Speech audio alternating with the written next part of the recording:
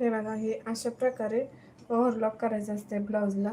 हे जे आपण शिवून एक्स्ट्रा मार्जिन ठेवलेलं आहे ते साईडला ठेवायचं. आणि इकडं ह्या मशीनच्या इकडं आहे तो कटर आहे बघा.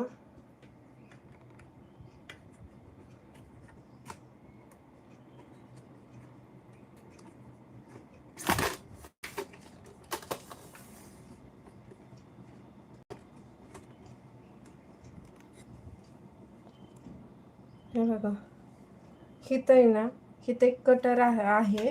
आणि ह्या कटरने काय होतं माहिती का, जे इकडं एक्स्ट्रा जेवढं कापड येईल, हे बघा, हे जे उभं दिसतंय ना, ही कटर आहे.